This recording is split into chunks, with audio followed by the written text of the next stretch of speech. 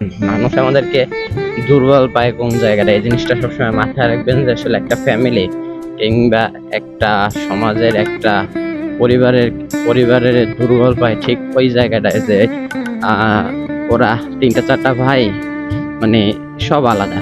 দেখা যায় আমি আলাদা, আমার ভাই আলাদা, বড় ভাই আলাদা, আর এক ভাই আলাদা, মানে সবাই যে জায়গাটায় আলাদা ওই জায়গাটায় মানুষ আসলে মানে আমাদেরকে দুর্বল পায়।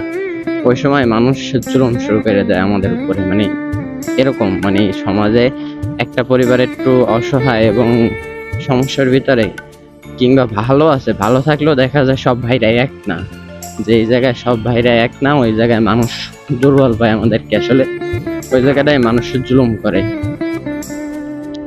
দেখা যায় যদি আমরা সবাই এক হইতে পারি, দেখা যায় একটা ফ্যামিলিতে সব ভাইরে বিয়ে শাদী করে একটু আলাদা হয়ে যায় বা বিভিন্ন কারণে আলাদা হয়।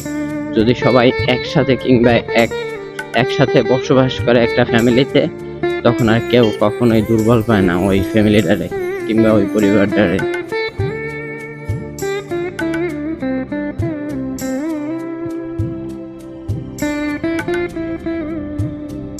তাই সবারই উচিত সবার ফ্যামিলি সহ সবাই একটা পরিবার ফুললি, মানে একটা পরিবারে যে কজন ভাই বোন থাকুক সবাই একসাথে থাকলে ওই পরিবারটারে কখনোই কেউ দুর্বল পায় না।